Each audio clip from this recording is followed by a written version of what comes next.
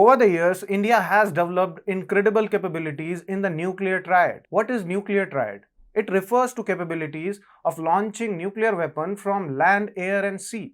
It is crucial in ensuring credible nuclear deterrence so that potential adversaries refrain from launching a nuclear attack in the fear of devastating nuclear retaliation. In 2016, India achieved this milestone when it commissioned INS Arihant. It is a nuclear-powered submarine that is capable of launching nuclear ballistic missiles. This complete India's nuclear triad, which has since been fully operational. The Agni series, air delivery platforms, and submarine-launched nuclear missiles are part of India's nuclear program. But despite India having nuclear triad and minimum credible deterrence, Indian nuclear doctrine necessitates India to develop similar potent capabilities through conventional missiles. Namaste and welcome to TFI Post. I am your host Shikhar Tripathi. Let's begin with the video report.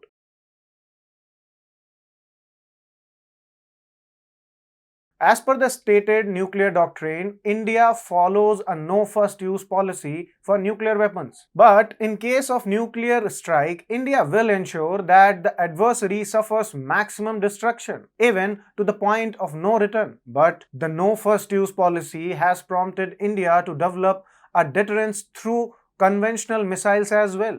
This becomes necessary, especially keeping an eye on the Chinese threats along our border in the northeast. As per reports, India has decided to secure the northeast with Pralay and Nirbhay missiles. This is being done keeping in mind the vulnerability in Siliguri corridor and to protect Bhutan's territory from China's aggression. These reports add to the fact that the Union government led by PM Modi is heading towards building a robust conventional warhead missile deterrence to counter CCP's expansionist plan. For territorial land grabbing, China adopts salami slicing tactics, short duration skirmishes, or conventional war. In case of short duration warfare, the use of nuclear missiles will be out of the picture, as they will be overkilled for skirmishes.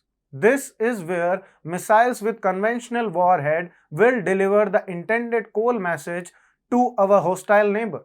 Defense experts and people aware of the matter state that the national security planners have decided to secure the northeastern state against Chinese territorial aggression. For this, the Indian Armed Forces will use conventionally armed short-range ballistic missiles like Pralay. Now the maximum striking range of Pralay is set to be around 500 km. Additionally, the forces will also use the conventionally armed subsonic cruise missiles like Nirbhay. Its maximum range is reported to around 1500 kilometers. Further, India has other conventional delivery platform to carry out an attack against the hostile nation. Earlier, India's premier defense research and development organization DRDO conducted development trials of both Pralay and Nirbhay missiles. Now, there are promising reports that users' trials are expected to be concluded soon. In fact, the Defense Ministry has already placed order for the Pralay missile. After this development, India's nuclear arsenal will provide a solid backup to its conventional deterrent.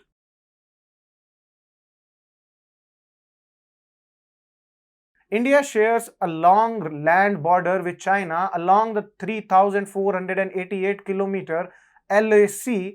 China's PLA has deployed rocket regiment and it has time and again thrown border agreements for the toss. In order to threaten Indian airspace, in the worst case scenario, the Chinese PLA has already stationed HQ-16 surface-to-air missiles that have a 70 km range in the Yatong area across the Siliguri corridor. This has necessitated India to set up its guard against Chinese aggression on the Siliguri corridor and in Arunachal Pradesh. India has been deploying potent counter weapons. In light of this, Indian national security planners have deployed missile defense systems, reinforced fighters, shelters for the IAF, and ammunition storage facilities to counter Chinese deployment in the Siliguri corridor and the northeastern region. Further, in order to deter any US military assault against the Middle Kingdom, China is openly developing its nuclear deterrent with new missile silos in the province of Hami in Hotan, Yemen in Gansu, and Hanging Banner in Inner Mongolia. The Hami nuclear missiles in East Turkestan, Taklamakan Desert are said to have more than 230 missile silos that are visible to public. This clearly gives a message to rest of the world about the strength of China's nuclear missile capabilities. Conventionally, armed ballistic and cruise missiles are placed in front of its nuclear weapon to engage the enemy. The Chinese hostility towards Taiwan is serious, and it also serves as a call for submission from ASEAN nations, including client states like Cambodia and Laos, even as the PLA builds new locations. As a result of the growing BRI debt, just one ASEAN nation, the Philippines, has chosen to oppose the CPC at this time. China is giving its vassal state Pakistan 039 class diesel attack submarine and armed drones. This is done while keeping an eye on Indian Western Front, and this further complicates matter for India.